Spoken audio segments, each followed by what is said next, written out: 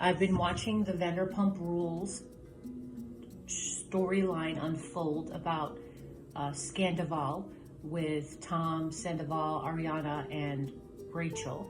And I've been listening and watching and hearing the word narcissist come up. And Lala refers to Tom Sandoval as a narcissist. I do think that in order for you to be on a reality TV show and have your whole life put out there, there has to be a certain level of elevated tendencies. Understand that we all to a certain extent have the tendencies. Like if you read the DSM manual, you'll see that some of those boxes that we all fit in from time to time, different situation. In saying that, I do think that Lala is correct with this, not labeling him as having narcissistic personality disorder, because that is a disorder that needs to have a clinician diagnose with who is specialized in psychometric testing. So, and narcissists don't usually go for that. They're not gonna, unless it's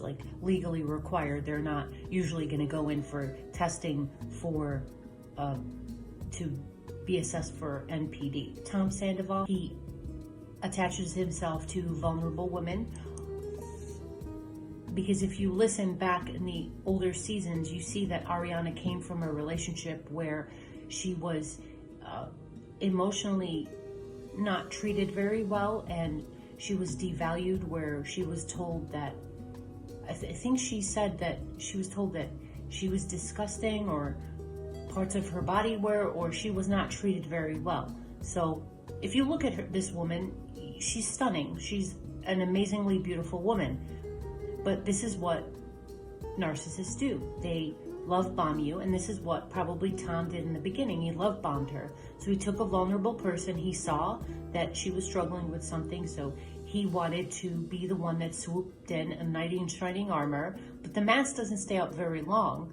So then he started living his own life, and then he did this, and not only did he cheat on her with her best friend, but he lied about it for 7 months, and he even told Lisa Vanderpump that he was going to tell her before their reunion, but that was after months and months. He justifies his bad behavior, even to the point of when Ariana brought it up to him, and they were yelling at each other. She was yelling at him about his friendship with Raquel because he kept trying to justify it. She told him your friendship is bullshit, and he was yelling back at her. This is somebody that is toxic. He is only upset because he got caught. That whole thing with Lisa Vanderpump where he was crying, that was fake.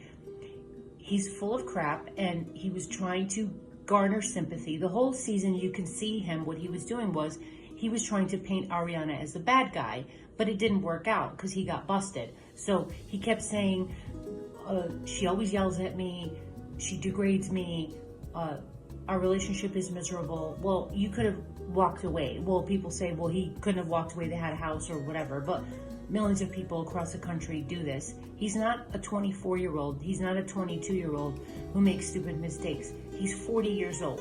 So the cutoff time for you claiming that, and then I like that how midlife crisis was thrown into there. Midlife crisis is not an excuse for bad behavior. You have a home, you have a responsibility, you're building a life together. He even chose to yell at her when she was calling him out for his bad behavior. And people are calling Raquel out for saying she has no remorse. He has no remorse either. He got bored. He got bored, as narcissists do, and he wanted to move on to the next thing. And he will repeat the same pattern over and over again because they don't know any better. And why this was so jarring and so shocking is that he portrayed himself. I know it's a produced show. I'm not stupid. It's a produced show, so I know that they cut stuff in or they make people look a certain way.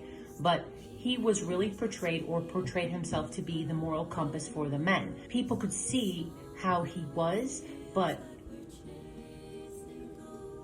you never had any proof. One of the people that I do feel, of course, very bad for Ariana, but I do feel bad for Kristen, even though she is she should have had a job with the CIA because she is the best spy out there. She'd figure anything out.